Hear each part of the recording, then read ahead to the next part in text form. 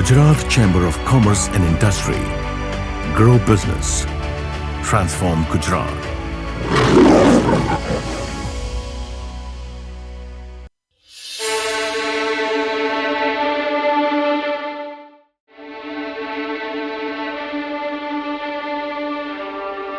હવે હું એક ખેડૂત પરિવારનો દીકરો હતો અને દીકરામાં હું મોટો હતો એટલે ખેતીનું કામમાં હવે મજૂરીના પૈસા પણ એ વખતે અમારી પાસે પોસિબલ નહોતા આપવા માટે, તો અમે જાતે મજૂરી કરવા. તો ફાધર મધરને મજૂરી કરતા જોઈને મને દુઃખ થતું હતું કે એ લોકોનું દુઃખ મારે કઈ રીતે દૂર કરવું.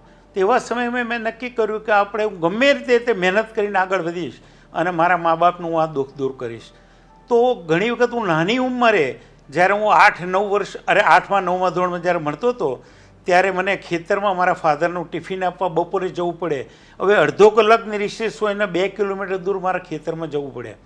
તો એ દરમિયાન મને ખેતરમાં ધારો કે મારા સાથે કોઈ વેપન પણ લઈ જવું પડે, કારણ કે હું પણ એક નાનો બાળક જ હતો.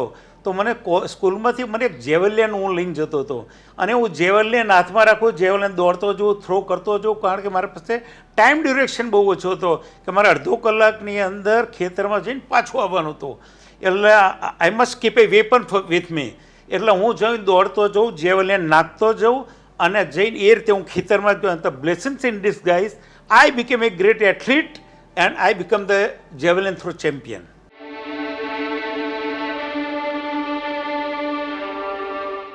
હવે નાનપણથી એક મેં ટાર્ગેટ લઈને ચાલ્યો, અર્જુનની જેમ અર્જુનને પક્ષીની આંખ દેખાતી હતી એ રીતે માત્ર ને માત્ર હેડ ધ ઓનલી ગોલ કે મારા ફાધર મધરને એની આ તકલીફોમાંથી મારે મુક્ત કરવા. અને મુક્ત હું ત્યારે જ કરી શકું જ્યારે હું સારું ભણતર મેળવી અને સારું મારી જાતનો ડેવલપ કરી અને હું સારી જોબ કરું. કારણ કે એ વખતે હું બિઝનેસ કરીશ એવું તો મને આઈડિયા પણ નહોતો.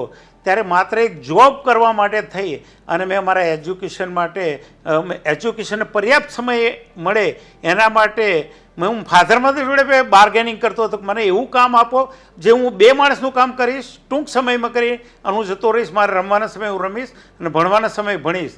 આ બધી વસ્તુને ધ્યાનમાં રાખી મેં રમવા ઉપર પણ ફોકસ રાખ્યું અને ભણવા ઉપર પણ ફોકસ રાખ્યું. અને એક જ વસ્તુ, મારું માઇન્ડ પહેલેથી કોમ્પિટિટિવ હતું કે હું જે લાઇનમાં એન્ટ્રી લઈશ એ લાઇનની અંદર આઈ શુડ બી નંબર 1. એટલે જ્યારે ભણવાની વાત આવતી હતી ત્યારે પણ મારો એક જ ગોલ અને ટાર્ગેટ કે આઈ શુડ બી નંબર 1. અને એ આધારે આ મેં એજ્યુકેશન પ્રાપ્ત કર્યું.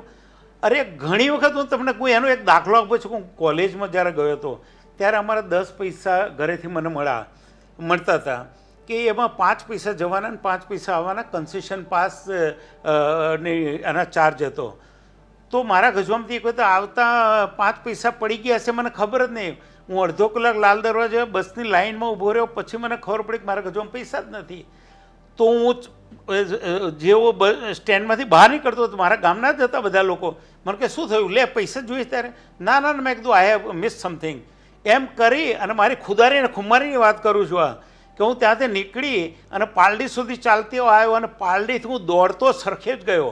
રસ્તામાં મને ઘણા સ્કૂટરવાળા મળ્યા, ઘણા બાઇકવાળા, સાયકલવાળા મળ્યા કે ભાઈ નગીન બેસી જાય કે અમારી ગાડી ઉપર, અમારી સાયકલ ઉપર.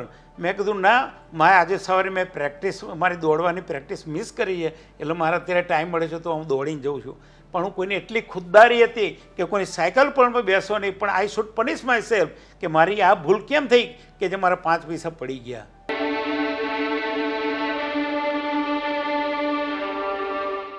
સૌ પ્રથમ તો મારા નાના બ્રધર, એ પણ એનજી પટેલ, એમનું નામ નરસિંહભાઈ. હવે મેં એક વસ્તુ નક્કી કરી હતી કે મારે મારા નાના બાળકોને, મારા ભાઈ બહેનને પણ મારે આગળ લાવવા છે. તો બ્રધરને મેં પહેલાં સિવિલ એન્જિનિયર બનાવવા માટે થઈ કે ભાઈ એના આપણે સિવિલ એન્જિનિયર બનાવીએ. તો એના માટે સિવિલ એન્જિનિયરમાં એડમિશન આપ્યું, એને પણ મેં ભણાવ્યો. અને પછી સિવિલ એન્જિનિયર થયા પછી એને ધોળકા, પહેલાં ધંધુકા નગર પંચાયતમાં, પછી સાણંદ નગર પંચાયતમાં જોબ લીધી. અને સાણંદ નગર પંચાયતમાં જોબ લીધા પછી કીધું ભાઈ હવે આપણે, હું મારા વાઈફ ફોરેન્સિક સાયન્સ લેબોરેટરી જોડે એમાં સર્વિસ કરતા હતા અને હું બી સ્ટેટ બેંકમાં સર્વિસ કરતો હતો. એટલે મેં કીધું વી હેવ ઇનફ સેલેરી, એટલે બેટર છે કે આપણે તું ધંધો કર અને આપણે આ રીતે જોઈન્ટ ફેમિલી હતું. આજની તારીખમાં સમજો અમારું જોઈન્ટ ફેમિલી છે એટલે આપણે કંઈક કરીએ એમ. એટલે બ્રધરને અમે ખાસ ત્યાંના સરકારી કામો માટે જે ગવર્મેન્ટના કામો ટેન્ડરો ભરી અને ગવર્મેન્ટના કામો કરવાની શરૂઆત કરી. અને brother was very hard working, punctual, honest, બધી જેટલી ક્વોલિટી જોઈએ એક સારા માણસ તરીકે બધી એ ધરાવતો હતા. અને એને આ ધંધાના વિકાસ માટે શરૂઆતમાં ઘણો મહેનત ભોગ આપી. મેં જોબમાં ભોગ આપી અને અમારા પરિવારની અંદર ક્યારેય પણ અમે બીજી કોઈ તકલીફ ના ઊભા થવા દીધી. અને બ્રધરે જે કામો કર્યા એમાં પ્રાઇવેટ કામો પણ અમને મળ્યા, જેવા કે ભરૂચની અંદર પૃથ્વી કોમ્પ્લેક્સ, અહીંયા આગળ ધારો કે શ્યામ ગોકુલ બિલ્ડિંગ છે, આવા બિલ્ડિંગો પણ અમે પ્રાઇવેટ બનાવ્યા. અને જ્યારે પછી મેં રાજપથ ક્લબના રૂમ્સ નવા બનતા હતા એનો કોન્ટ્રાક્ટ લીધો. અને એ કોન્ટ્રાક્ટ લીધો ત્યારે રાજપથ ક્લબની અંદર એક ડિરેક્ટર હતા બાઉભાઈ પરેખ. એ અમારી પાસે આવ્યા કે ભાઈ મારો એક બંગલો તો સીજી રોડ ઉપર એ વેચાયો છે, મારી પાસે પૈસા છે, જો આપણે જો કરવું હોય તો આપણે જોઈન્ટલી બિઝનેસ કરીએ. એટલે બ્રધરે મને પૂછ્યું શું કરવું જોઈએ. મેં કરીએ, આપણે કેમ ના કરીએ. મેં કીધું તું આગળ વધ, મેં તું આટલો ઇન્ટેલિજન્ટ છું, તો આટલો મહેનતું છું અને તું કરી શકું એમ છો. એટલે બ્રધરને મેં પ્રમોટ કર્યા અને બ્રધરે આ વસ્તુ માટે થઈ અને અમે ત્રણેય મિટિંગ કરી અને અમે કઈ રીતે આ સ્કીમ કરવી. એ તો બંગલો એઝ એ સોસાયટી એક નવો કોન્સેપ્ટ અમે ઇન્ટ્રોડ્યુસ કર્યો અમદાવાદની અંદર. ત્યાં સુધી ક્યારે પણ બંગલો એઝ એ સોસાયટીનો કોઈ કોન્સેપ્ટ હતો નહીં. એના માટે અમે અશ્વમેઘ એક સ્કીમની અમે રજૂઆત કરી અને ત્યાં આગળ અમે જમીન ખરીદી અને ત્યાં આગળ અમે આ સોસાયટી બનાવવા શરૂઆત કરી. ત્યારે એમને જે કાંઈ રોકાણ કર્યું હતું પણ બાઉભાઈ પરીખને પછી અમારી ઉપર કોઈ લોકોના કહેવાથી ગમે તે હોય અવિશ્વાસ એ રીતે આવ્યો કે ભાઈ તમે નવા છો અને તમે આ સક્સેસ નહીં જાય તો મારા પૈસા ડૂબી જશે. તો અમે એમ કીધું હવે તમારે 5 લાખથી બીજા પૈસા અમને આપવાની જરૂર નથી અને બીજા અમારે જોઈશે તમે અમારી રીતે કરી લઈશું અને અમે તમને જે બંગલો 8.75નો અમે 8 લાખમાં તમને આપીશું. એટલે એ ખુશ થઈ ગયા અને અમે પછી એ બેકઆઉટ થઈ ગયા. પણ વિધિન શોર્ટ ટાઈમ અમને બીજા એટલા બધા કાઇન્ડ્સ આવી ગયા. કેમ કહેવાય કે 3 મહિનાની અંદર તો અમારા ટોટલ બંગલા બુક થઈ ગયા. બાજુમાં અમારી જમીન બાજુની અમારે થોડીક પોઝેશન લેવાનું હતું, એ પોઝેશન નહોતું મળતું તો બાજુની જમીન પણ લીધી. ત્યાં મેં અશ્વમેઘ 2 નંબરની સ્કીમ મૂકી. એમ ફટાફટ અમારી હરણફાળ એમ કહેવાય કે 3 વર્ષની અંદર અશ્વમેઘ 1, 2, 3, 4, 5 એમ અમારી સ્કાય ઇઝ નો લિમિટ એ રીતે અમે આગળ વધી ગયા.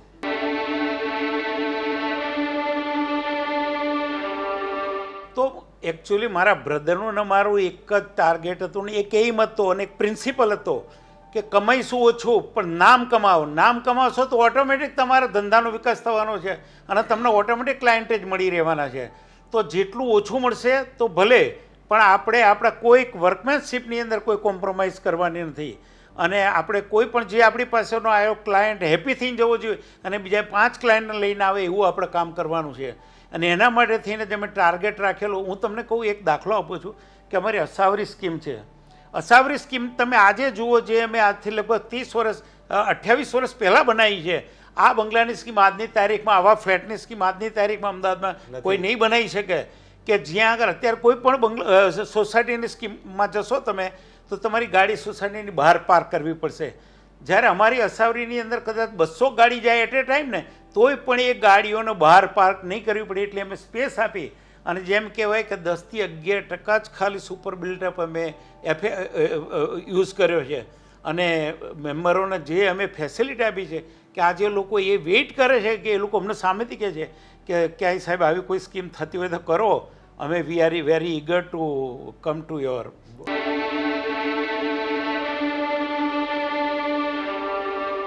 હવે એ વસ્તુ એવી હતી કે ત્યારે હું ફ્રી હતો. ફ્રી કઈ સેન્સમાં કે મારી જોબ સાથે સાથે હું બિઝનેસમાં પણ ધ્યાન આપતો હતો. પણ મારા બ્રધર એટલા બધા એક્ટિવ હતા અને હાર્ડ વર્કિંગ હતા, ઇન્ટેલિજન્ટ હતા અને અમારું જોઈન્ટ ફેમિલી હતું અને એ બધું સંભાળી લેતા હતા. એટલે I had very enough time અને સ્પોર્ટ્સ વોઝ માય પેશન. એટલે મને એક નાનપણની અંદર કે હું I could not achieve certain feat because lack of opportunities, funds કે મને ગાઈડન્સ. તો મેં એક નક્કી કર્યું કે જો મારા જેવા જો મને એ વખતે જો કોઈ સારું ગાઈડન્સ મળ્યું હોત તો હું બહુ બીજા લેવલનો સ્પોર્ટ્સમેન હોત. ત્યારે મને એમ થઈ ગયું હું ભલે એચીવ નથી કરી શક્યો પણ આ જે પૈસાના અભાવે કે ગાઈડન્સના અભાવે કોઈ પણ વ્યક્તિ પાછી ના રહી જાય એના માટે મારે પ્રયત્ન કરવા જોઈએ. અને એ પ્રયત્નના ભાગરૂપે મેં સ્પોર્ટ્સ પ્રમોશન કરવા માટે તો પહેલાં તો ઇન્ડિવિજ્યુઅલી કોઈને પણ અમદાવાદમાં સ્પોર્ટ્સની જરૂર હોય હેલ્પની તો એ લોકો માત્ર ને માત્ર મારી પાસે આવતા હતા અને હું દરેકને હું મદદ કરતો હતો. અને હું કહીશ તો કદાચ હું કહું, હમણાં મેં એક ફંક્શન કર્યું, એ ફંક્શનની અંદર એક અમારા ઝાહિદ કાદરી હતા જે inter university javelin throw champion અને વોઝ અ ગ્રેટ એથ્લીટ. એમણે આવીને એક વાક્ય એવું કીધું કે એક જમાનો તો જ્યારે Jaydeepsinhji Baria was the only sole helper to the sports, અને એક ફાધર અરોયો કરીને હતા સેન્ટ ઝેવિયર્સ કોલેજના ફિઝિકલ ઇન્સ્ટ્રક્ટર, અને આજે એનજી પટેલ તમે જે કહેવા છો કે જે સ્પોર્ટ્સનું ધ્યાન રાખો છો, બાકી આટલા બધા બિઝનેસમેન છે ને આટલા બીજા સ્પોર્ટ્સમેનો પણ ઘણા આગળ વધ્યા છે, કોઈને આજે સ્પોર્ટ્સની પડી નથી ને તમે આટલું બધું ધ્યાન રાખો છો, ખરેખર સેલ્યુટ ટુ યુ. ત્યારે મને ગર્વથી મારી છાતી ફૂલી કે ભાઈ ચલો કશો વાંધો નહીં, કોઈએ આપણું રેકગ્નિશન તો કર્યું.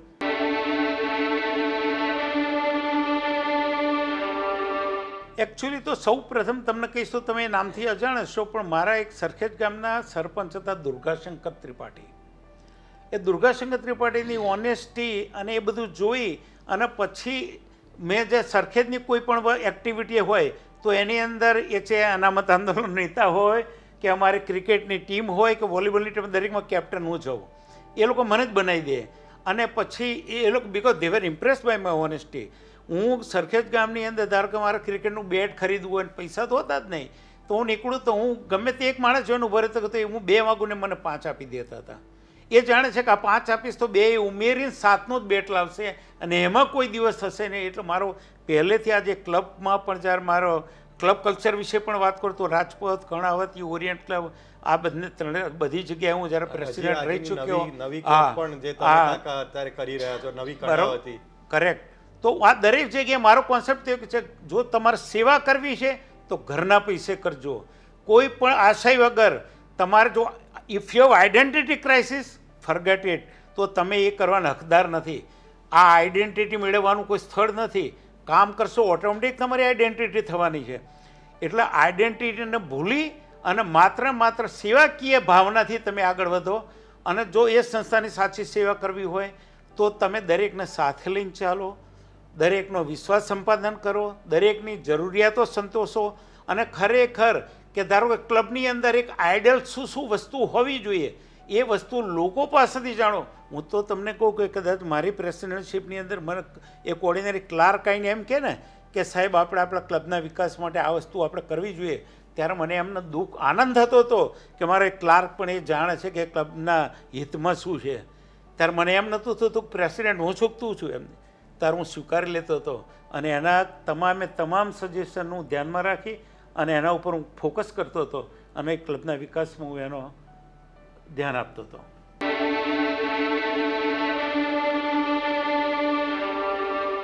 જુઓ એક વસ્તુ હું તમને કહું, કાયમ માટે જીવનની અંદર તમારે પ્રગતિ કરવી હોય તો તમારું ઉપર જોવું પડશે, તમારું ઉપર ના જોવું પડશે, સ્ટડી કરવું પડશે. જેમ કે આજે મારા ઇન્ટરવ્યૂ દ્વારા તમે બીજાને કંઈક સંદેશ આપવા માગી રહ્યા છો, તો એ જ રીતે હું કહું છું કે હું મારાથી જો સંતોષ થઈ જઈશ તો હું પ્રગતિ નહીં કરી શકું. મારે તો અંબાણીને ને અદાણીને જોવાના છે, મારે બિલ ગેટ્સને જોવાના છે. જો હું એમની તરફ ધ્યાન રાખીશ તો જ મને ખબર પડશે કે આઈ એમ નો વેર. આપણે ક્યાં છીએ? આપણે કશું નથી, આપણે બહુ નાના છીએ. જો તમારે મોટા થવું હોય તો એ લોકોને ધ્યાનમાં રાખીને તમે તમારા કામ કરો, તમારા વિચારોને તમારા પુટઅપ કરો, તો જ તમે આગળ વધવાના છો. બાકી હું જો બધાને તુચ્છ સમજીશ અને બધાને નાના સમજીશ તો હું ક્યારે મોટો નથી થઈ શકવાનો. અને નો ડાઉટ મોટા થવા માટે નાના માણસનો સાથ હોવો જરૂરી છે. કારણ કે જો હું ધારો કે અંબાણીની જોડે બેઠો હોઈશ તો અંબાણી એ તો હું બહુ નાનો જ લાગવાનો છું. એટલે હું મોટો ક્યારે કહેવડાઈશ કે મારી આગળ જે રહેલા માણસો છે ને એ મારાથી બીજી રીતે નાના હોવા જોઈએ, જે કદાચ ઉંમરથી નાના હશે તો હું મોટો કહેવડાઈશ. તો મારે મોટા કહેવડાવવું છે તો મારા નાના માણસોનો સાથ સહકારની જરૂર છે. બાકી તો જો તમારે આગળ જ વધવું હોય તો your idol should be the richest person of the world, અને એમની સક્સેસ સ્ટોરીમાંથી જ મારે કંઈ મેળવવાનું રહ્યું rather than imposing my success story to others.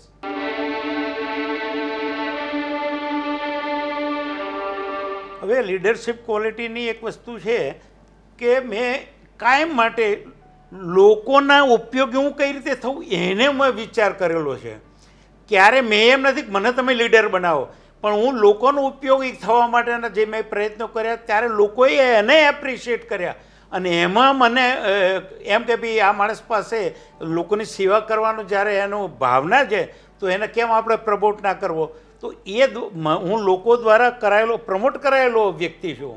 મેં ક્યારે કોઈ વસ્તુને માટે કંઈ વસ્તુની માગણી જ નથી કરી. સમજ્યા તમે? ધારો કે હું ક્લબમાં જાઉં તો ક્લબની અંદર મેં ઓટોમેટિક ક્લબની કઈ રીતે મેમ્બરોની સેવા કરવી કે ભાઈ મેમ્બરો હું જતા આવતા હોય, કોઈ મેમ્બરની તકલીફ હોય, કોઈ મેમ્બર ધારો કે આઈ કાર્ડ રહી ગયું હોય અને જો ધારો કે આપણો સિક્યોરિટી એને હેરાન કરતો હોય, હું જાણતો હોય કે આ મેમ્બર છે અને એનું આઈ કાર્ડ રહી ગયું છે, ભાઈ ચાલો અત્યારે કશો નહીં, મારી મેમ્બરશીપ મને જવા દે, પણ તું બેટા કાલે તારું કાર્ડ લેતો આવજે. આવ કરી અને હું લોકોને સમજ્યો છું, અને એ સમજીને જ મેં એ બધાની સેવા કરવી છે. બીજું, લીડરશિપ ક્વોલિટીની હું એક જ વાત કરું કે મને આજે અમુક વર્ષો પહેલાં, એટલે 18-19 વર્ષ પહેલાં મને વોલીબોલને જ્યારે પ્રેસિડેન્ટ બનાવવાની વાત કરી. પહેલાં હું ઘણા એસોસિએશનમાં પ્રેસિડેન્ટ રહી ચૂક્યો હતો, પણ જ્યારે મને કીધું છોડ જ મને કીધું એટલું રસ નથી, તો મેં એ વખતે ભરતભાઈ બારોટ સાહેબને પ્રેસિડેન્ટ બનાવ્યા. પણ એમને પછી ટાઈમની અનુકૂળતા નહોતી અને એ બિઝનેસ એટલા બિઝી રહેતા હતા કે અમારા બીજા પ્લેયરોને એમની સાથે ફાવટ પણ નહોતી આવતી. કારણ કે બિકોઝ એમને પ્લેયરો એમના ટાઈમે એમને મળવા માગતા હોય અને ભરતભાઈ સાહેબ એમના ટાઈમે એમને મળવાનું કહે, તો એ લોકોનો સમન્વય નહોતો થતો. તો એ લોકો મારી પાસે આવ્યા ત્યારે મેં કીધું જુઓ એક જ વસ્તુ કે તમે મને મારા ફ્રી હેન્ડ જોઈશે, હું તમને રિઝલ્ટ લાઈન બતાવીશ. મેં કીધું જ્યારે ગુજરાતની અંદર અમારી વોલીબોલની ગેમ એક સેટ નહોતી જીતી શકતી ત્યારે મેં આ વસ્તુ હાથમાં લીધી અને મેં મારા કાર્યથી, મારી પદ્ધતિથી આજે મેં ગુજરાતની છોકરી અને છોકરીઓની અને છોકરાઓની ટીમને ચેમ્પિયન બનાવી દીધી છે. અને આજે Gujarat is dominating in the only one sports and that is volleyball. તો લીડરશિપ ક્વોલિટી આ કહેવાય કે ભાઈ તમે મને ફ્રી હેન્ડ આપો, હું તમને રિઝલ્ટ લાઈન બતાવીશ. માત્ર પણ તમારે ફ્રી હેન્ડે લેવો છે ને જો રિઝલ્ટ ના લઈ શકતા હોય તો એ લીડરશિપ ક્વોલિટી હું નથી ગણતો એને. એ તો માત્ર ને માત્ર તમે તમારું પોતાનું સ્ટેટસ બતાવવા માગો છો. એટલે એ પ્રકારની મારી પાસે કોઈ એટીટ્યૂડ નહોતા. મારો એટીટ્યૂડ અને મારી આઈડેન્ટિટી માત્ર એટલી જ હતી કે સેવા કરવી તો કરી જાણવી, નહીં તો ત્યાંથી હટી જવું.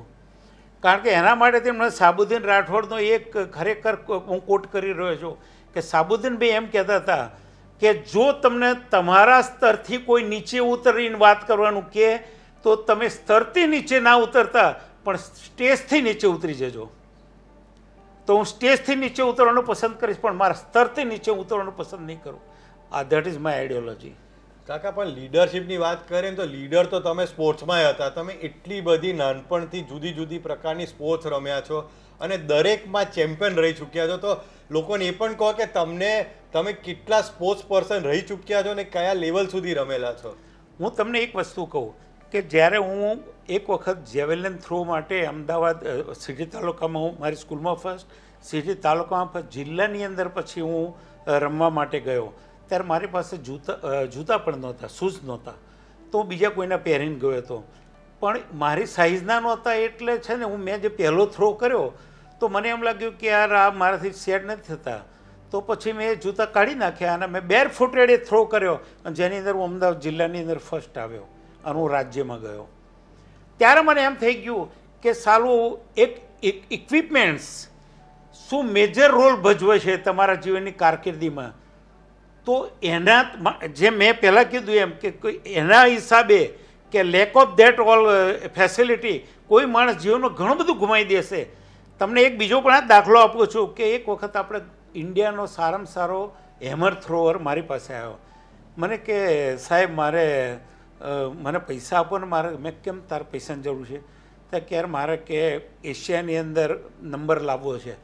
તો મેં શું વાત કરે? તો મેં કેટલાની જરૂર છે? કે 5-10 હજાર રૂપિયાની મારે કે મેડિસિન લેવી છે. તો મેં તું મેડિસિન લાવીશ અને તું નંબર પણ લાવીશ તો તું ડોપ ટેસ્ટમાં ફેલ થઈ જઈશ. તો મેં કીધું એની વેલ્યુ શું રહેશે?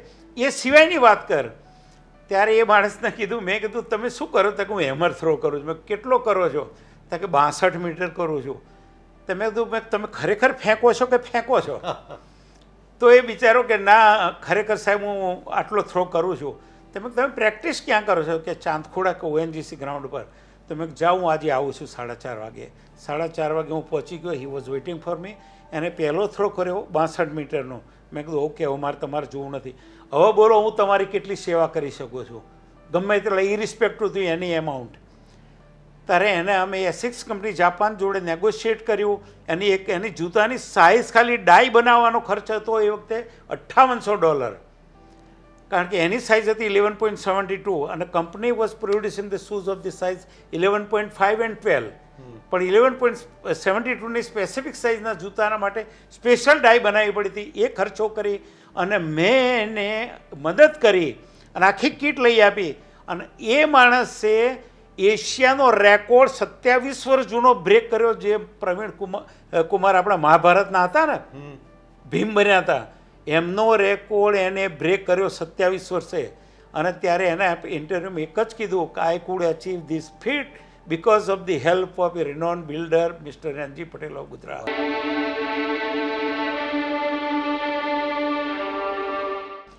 ભાઈ જેમ અમારો હતો, અમારો તો એક જ વસ્તુ હતું, તમે પ્રારબ્ધ અને પુરુષાર્થ ભેગા થશે તો જ તમે કંઈક ક્લિક કરી શકવાના છો, કોઈ પણ ધંધામાં સક્સેસ મેળવી શકવાના છો. પણ પ્રારબ્ધ તો તમારું તમે ક્યારે ચકાસી શકશો? કે જ્યારે એને તમારો ધંધો ક્લિક થશે ત્યારે. પણ ધંધો આપણે અત્યારે માત્ર ને માત્ર ધંધાના ઓનેસ્ટીના આશયથી તમે ધંધો કરો, બીજાને આપી અને તમે મેળવવાની જ્યારે ભાવના રાખશો તો ધંધો તમારો સફળ થશે. તો તમારે બીજાની પાસેથી લઈને કંઈ આપવું છે તો એ ધંધો સફળ નહીં થાય. પહેલાં તમે બીજાને આપવાની ગણતરીથી ધંધો કરજો, તમે સફળતા જરૂર મળશે. બહુ સાચી વાત કીધી. થેન્ક યુ એનજી કાકા. આજે તમારી પાસેથી અમને ઘણું બધું શીખવા મળ્યું ને સમયના અભાવને કારણે કદાચ હજી વધારે અમે અંદર ઊંડા ઉતરી ન શકતા. પણ જો અમને એક આવી કોઈ બીજી ઓપોર્ચ્યુનિટી મળી તો એક આજે તમે અમને એટલી જ એક એવી પ્રોમિસ આપો કે અમે જ્યારે પણ તમારા ઘરનો આ દરવાજો ખખડાવીએ ચેમ્બરમાંથી તો તમે અમને આ રીતે સાથ સહકાર આપી અને તમારી લાઈફની જર્ની અમારી જોડે વધારે ઊંડાણમાં શેર કરશો, જેથી કરીને અમારા લોકોને બીજા બધાને પણ આનાથી કંઈક શીખવા મળે, કંઈક નવું જાણવા મળે. જુઓ, હું મારો તો એક ખાસ તમને કહું છું કે અજયભાઈ એ મારા બ્રધર ગણો કે મારા મિત્ર છે. અજયભાઈની અંડર લીડરશિપ ઘણી બધી સંસ્થાઓ છે અને એમનું હાર્ડવર્કિંગ ને એમનું વિઝન ખરેખર ગુજરાતને અને બીજી બધી સંસ્થાઓને આગળ લઈ આવશે, એની પણ હું ખાતરી આપું છું. કારણ એમની જોડે હું ઘણો એસોસિએટ થયેલો છું, નજીકથી એસોસિએટ છું. એટલે એમની જે કામ કરવાની પદ્ધતિ છે અને જે રીતે એ કરી રહ્યા છે અને લોકોને સાથે રાખીને ચાલી રહ્યા છે એ એમને સક્સેસ અપાવી રહ્યા છે અને વધારે અપાવશે. એટલે આપણે ખરેખર તો આપણે જે નથી કરી શકતા તો એ આપણે એક કામ કરીએ છીએ કે આવા મહાનુભાવોના આપણે દીર્ઘાયુષની ભગવાનને પ્રાર્થના કરીએ કે પ્રભુ આ લોકોને તો અમારામાંથી ભલે જરૂર પડે તો આયુષ્ય આપજે, પણ એમનું દીર્ઘાયુષ જ આપણને અને આપણી સોસાયટીને અને આપણા બિઝનેસ એન્ટરપ્રિન્યોર્સને આગળ લઈ જઈ શકશે. Gujarat Chamber of Commerce and Industry. Grow business. Transform Gujarat.